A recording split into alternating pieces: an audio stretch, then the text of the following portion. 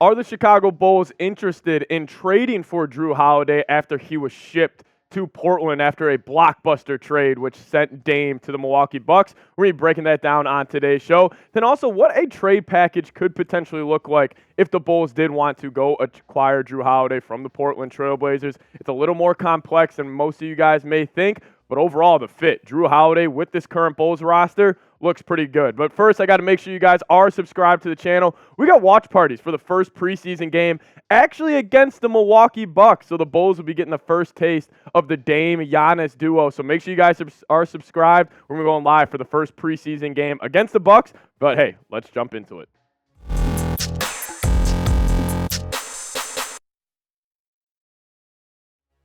So this was the trade that shocked the NBA world yesterday, which created one of the best duos I think we will ever see in NBA history. I mean, Damian Lillard was sent to the Milwaukee Bucks when all of the rumors throughout the offseason were suggesting maybe the Miami Heat, the Toronto Raptors were a dark horse. We even saw our very own Chicago Bulls get connected to Dame for a little bit. But this was the trade that went down yesterday. The Trailblazers ended up getting Jrue Holiday, Ayton, a couple first-round picks. They also, the Suns were the third team involved, where they got Nurkic, Nazir Little, Keon Johnson, and Grayson Allen, a sneaky good little haul for the Phoenix Suns. They got a bunch of role players that I think are going to help their team. But Jrue Holiday went to the Portland Trailblazers, and the reports are coming out that they will be shipping Jrue Holiday, and the Bulls are apparently interested in him. This was Daniel Greenberg. He got this from Barry Jackson, who works with the Miami Herald, and he tweeted out earlier this morning. He said the Chicago Bulls are interested in trading for Jrue Holiday, and I'll tell you what, Daniel, I am as well, because Holiday over the past 3 seasons,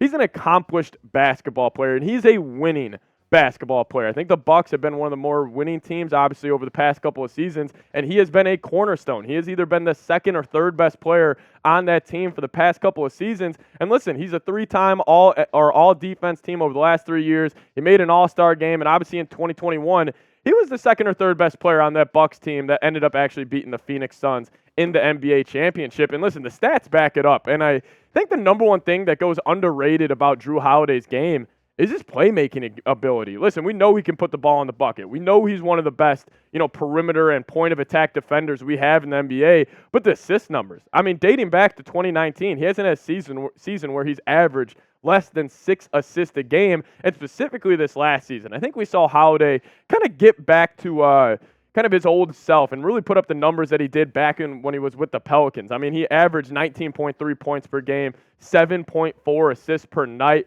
47.9 from the field, and shooting very efficiently from 3, always above that 38% mark. And obviously we know he's a great defender. And my whole breakdown with his game on how it would fit with this current Bulls roster, I think it would be seamless. Because we saw this Bulls team with the big 3 of LaVine, DeRozan, and Vooch, when they had that true point guard who was a defensive-minded point guard in Lonzo Ball. The Bulls were the number 1 seed in the Eastern Conference. So a lot of dots are starting to be connected where it's like, could Jrue Holiday be that missing piece on this unit? Let's talk about it. Because listen, this Bulls roster I think has gone, underrated amongst NBA media and just NBA fans in general, because I understand they struggled last year, with, remaining mostly healthy throughout the season. I think a lot of people are just automatically writing them off, but they got talent. Like LaVine and DeRozan, they are elite wing scorers in the league. I have my thoughts on Nikola Vucevic, but he's still a top 12 center in the league. I love Patrick Williams being that young, up-and-coming 3-and-D archetype of player. And then I think the bench got immensely better this offseason, getting a Javon Carter, getting a Torrey Craig,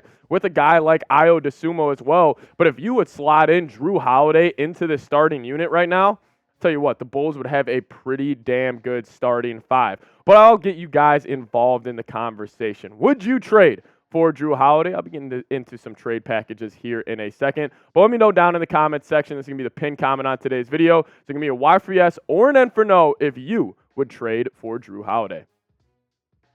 I would absolutely love to. I'm a big fan of his game, and like I was saying, he is a seamless fit with this Bulls roster because this is your Lonzo Ball replacement. We tried it already with, having Ayo step in, having Kobe White step in, and they're good basketball players, but they didn't impact the game as much as a guy like Lonzo did. Being that strong point-of-attack defender, it helps this entire Bulls defense.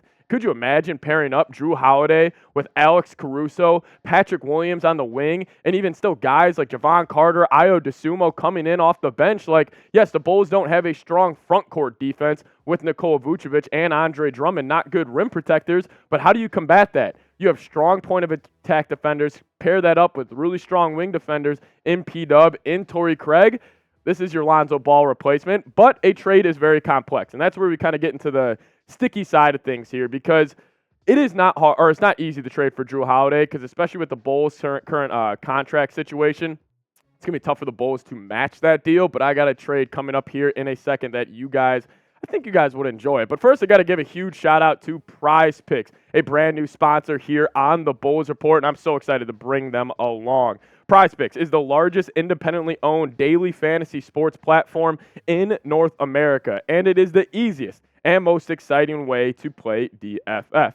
It's just you against the numbers. Go to prizepicks.com/CLNS and use code CLNS for a first deposit match up to $100. Instead of battling versus thousands of players, including pros and sharks, you just select 2 or more players, pick more or less on their projected stats, and place your entry. Quick withdrawals, easy gameplay, and enormous selection of players and stat types are what makes Prize Picks the #1 daily fantasy sports app. And you guys can even get some picks going on for the Bulls' upcoming season. They projected Zach LaVine to average 25.1 points per game. I'm taking that more. They have DeRozan's projected line at 23.8. I'm going to go the less on DeMar DeRozan. I just think maybe the Bulls will focus more on LaVine and maybe Patrick Williams getting more shots this year. And then Vooch. Vooch is a tremendous rebounder. I got him going more than 10.9 rebounds per game. But you guys can join in on the fun, but make sure you guys do it at prizepicks.com/CLNS.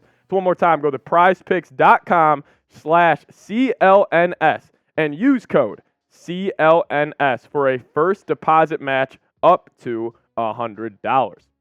So what would a potential trade look like? Because, again, like I was saying, it's very sticky and it's very complicated to match these contracts with the Bulls, because obviously a lot of their bigger contracts are guys like Vooch, Kobe White, Ayo Dosunmu, and Javon Carter, and those are guys that were signed this offseason, so they have to wait to either October 15th date or the December 15th date to actually trade those guys. But the Bulls can actually get a trade done here, and this is why I cooked up. Obviously, Lonzo Ball, he's got $20 million on his current deal this year, so he's a huge chunk of a contract to match Jrue's 38. But then you throw in a guy like Caruso, you throw in a Dalen Terry, you can actually match the contracts without getting a third team involved. Then you would also have to throw in a first-round pick. I understand. You're saying, damn, we're getting up Lonzo, Caruso, and a first for a guy like Jrue Holiday. And all I have to say is this: no risk it, no biscuit. And I think we've seen that in the NBA and just throughout sports.